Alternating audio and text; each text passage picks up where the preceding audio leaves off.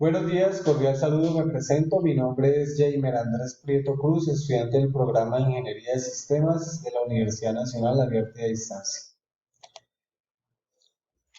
Actualmente vivo en la ciudad de Villavicencio, trabajo en una institución de educación superior como analista de sistemas de información y soy tecnólogo en análisis y desarrollo de sistemas de información. En cuanto a la evolución histórica de las bases de datos, partiremos desde el año 1884 hasta la actualidad. Entonces, uno de los primeros avances en cuanto al procesamiento de la información se dio a través de las tarjetas perforadoras. En 1884 se dio origen a la máquina automática de perforación de tarjetas inventada por Hermann Oyerty. Una tarjeta perforada es una pieza que contiene información digital presentada mediante la presencia o ausencia de un agujero en posiciones determinadas. Eh, Posterior a ello, en 1950, se dio el invento de las cintas magnéticas. La creación de las cintas magnéticas y su principio se le atribuyen al inglés Oberlin Smith. Estas cintas son un tipo de medio o soporte de almacenamiento de datos que se graba en las pistas sobre una banda plástica con material magnetizado. El tipo de información que se puede almacenar en las cintas magnéticas es variado, como audio, video y datos.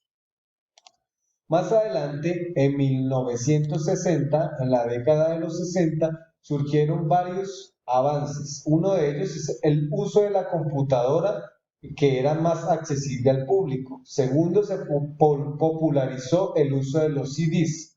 Y también se dio inicio a las primeras generaciones de las bases de red y bases de datos jerárquicos. Y finalmente, alianza de IBM y American Airlines para el desarrollo del sistema operativo Sable, que manejaba transiciones e información sobre los pasajeros de la compañía.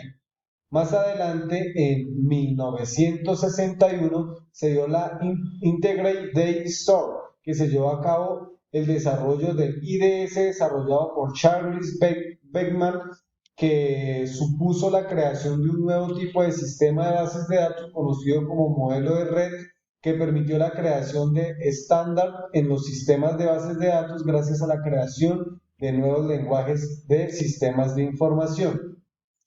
Para 1970 se introdujo el concepto del modelo relacional por Edgar Franco, quien publicó un importante documento para proponer el uso del modelo de base de datos relacional. En su modelo, el esquema de bases de datos o la organización lógica se desconecta del almacenamiento de información física y esto se convirtió en el principio de la norma para los sistemas de las bases de datos. Posterior a ello, en 1976 se introdujo el concepto de entidad-relación por Peter Chen, quien propone el modelo de la base de datos nueva llamado ER o entidad-relación. Este modelo ha permitido a los diseñadores centrarse en la aplicación de los datos en lugar de la estructura de la tabla lógica. Continuando, en 1993 se introdujo por la compañía SAR-N, puso el software de la World Wide Web en el dominio público. A través de este software se facilitó la consulta de las bases de datos. Ya más adelante, para el 2008 aproximadamente, eh, para el 2008 se introdujo, existió la versatilidad de combinar el estándar de SQL con la accesibilidad que proporcionaba el Internet y se desarrolló MySQL.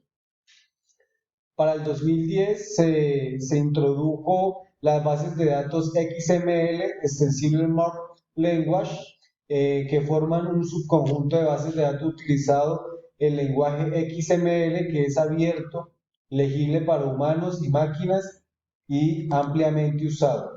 Como fin, en la actualidad, las tres grandes compañías que dominan el mercado de las bases de datos son IBM, Microsoft y Oracle.